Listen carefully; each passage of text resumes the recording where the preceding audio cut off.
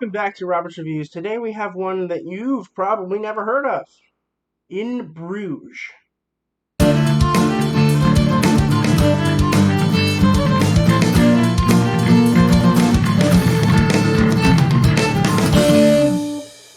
In Bruges came out in 2008, and it is a funny, action-packed movie.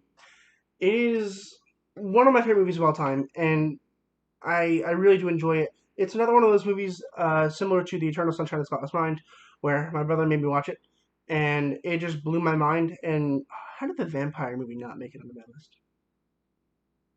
Sorry. In Bruges is just one of those movies that really clicked with me, and I watch it probably about once a year because there's so many new things that I notice every time that I watch it. Because it's one of those movies that connects the dots in a way that like you just aren't expecting. It really is great. It's gonna be very difficult to talk about this movie because anything you say about this movie could be considered a spoiler. So this might be a little bit shorter of a video. I also have a little helpful tool to help me explain what the movie is about.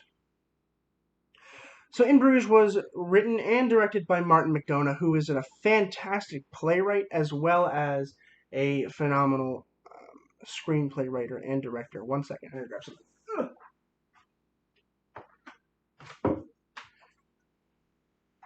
Along with In Bruges, he has written many plays such as The Pillowman, which was really, really good. I enjoyed The Pillowman. He also wrote A Behanding in Spokane, which I actually think I like more than The Pillowman.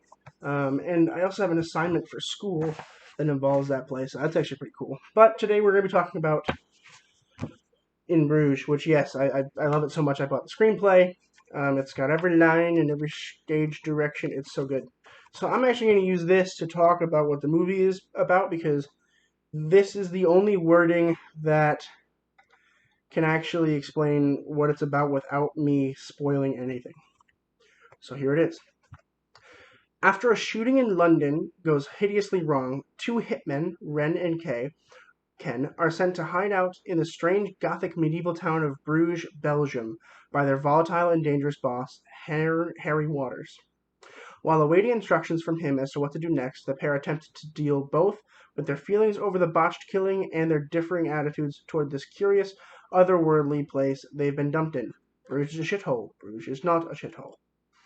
Until the call from Harry finally comes through, and all three men are enmeshed in a spiral, bloody violence that few will get out alive.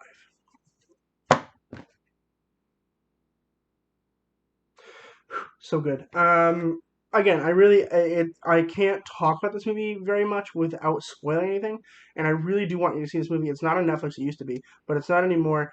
Rent it on YouTube. It really will. It doesn't like change your life or anything, but like it really is funny, hilarious, and dark and depressing at the same time. Martin McDonagh is a king at dark black comedy, and this is no different. I mean, he talks about things that like just really are crazy. Um, Cody, if you're ever wondering why I think the bottle is the most dangerous weapon in the world, this is why. Um, and I think you all should just watch it. There's not much I can really say. I'm going to talk about the acting briefly, and I'm going to give you a little bit of what the movie does for me. So the movie, it connects the beginning to the end, to the middle, to the side plots, to the main plots, everything. Every minute detail of this movie connects to another major part of this movie in some way, shape, or form. It is unbelievable. This writing is phenomenal. I don't think the writing can get any better than this. I think this is the most well-written movie that I have on my list. It is so good. It blows my mind how great this screenplay is. And that's why I have to watch it so often because I have to watch it in order to get the new stuff. Every time I watch it, I'm like, oh my gosh, it really it's so good. It really is good. Without further ado, let's talk about some acting. And for some reason, just almost all of these actors are related to Harry Potter in some way. I think it was a complete accident, but it happened. First, Colin Farrell as Ray, who was in the Fantastic Beasts and Where to Find Them series. I think he played Graves, something like that. Was it Percival Graves? I don't remember. I didn't like the movie. To be honest with you, I didn't like it. I love Harry Potter, but I hated the Fantastic Beasts. Both movies so far. I'm definitely gonna hate the third one because he got rid of Johnny Depp. And now we all have to hate J.K. Rowling. But whatever. So Ray is kind of the main character, I'd say, and he hates Bruges. He hates it. He's like, where the hell is Bruges? It's in London. It's in Belgium, and he caused the problem that caused them to move here. I'm not gonna tell you what the problem is because it's a major spoiler, but something goes wrong, and so they have to hide out, and so Harry sends them to Bruges, and Ray hates it there. But he finds a cute girl, and he finds a dwarf that he gets to talk to because there's a movie being filmed in Bruges, and it's about a dwarf, and Ray calls them midgets, and they get mad, and he's like, "What do you want to be called?" They're like dwarves, and he's like, "Oh God!" So it really is quite funny. Brendan Gleeson, who plays Ken, you may recognize him as Mad Eye Moody from the Harry Potter series. Ken is like the secondary main character, and he is Ray's like buddy, and he also has to go hide out in Bruges. And then he loves Bruges. He loves all the fancy towns and all the cobbled streets and that. It's like a fairy tale. And Ken's fun because the antithesis between Ken and Ray is so fun to watch. It's entertaining. It's funny. It's smart. It really is great. And then he gets a call from Harry that tells him he has to do something that he doesn't want to do, and it blows his mind. And I can't tell you anymore. Okay. Rafe Fiennes. It's so hard to pronounce. It's Finnish, so it's hard to pronounce. It's Rafe Fiennes. It looks like Ralph Phineas, but it's not. It's Rafe Fiennes. Rafe Fiennes. Who plays Harry, and you may recognize him, or you may not recognize him. He has a nose, as Lord Voldemort from the Harry Potter series. He plays Harry, who is like the leader of the hitmen, and he's very mad at the two of them for screwing up this job, and so he comes after them to try to fix the problem. And he's funny. He swears a lot in this. It's unbelievable. I would do it, but I think I might get kicked off at YouTube for how many uses of the F word he has in just one monologue. It's unbelievable. It's amazing. If you're a kid, you probably could watch this movie. I wouldn't recommend it if you're sensitive to strong language, but for the most part, it's not like brutally bad or inappropriate. Just a lot of swear words and I guess some murder, but murder happens in PG things now. It's ridiculous. Anyway, I'm gonna botch this name, but I think it's Clemence Poesi. I'm not sure. Who plays Chloe. And you may recognize her as Fleur Delacour from the Harry Potter series. I don't know what happened. I don't know. Coincidence? I think so. I think it was just a coincidence, yeah. She's gorgeous. And she is the I guess producer of the film that they're filming midgets for. Sorry, dwarfs.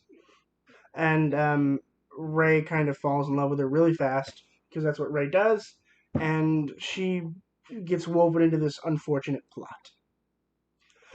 And finally, Jordan Prentice as Jimmy, who is a dwarf, and he gets very mad when he gets called a midget, but he gets called a midget quite often in this movie, and he does a really good job. I mean, all these actors are top notch. I feel like you could almost put all of these actors in a movie, and it wouldn't even matter what the plot was about, and I'd still enjoy it because they're just so good.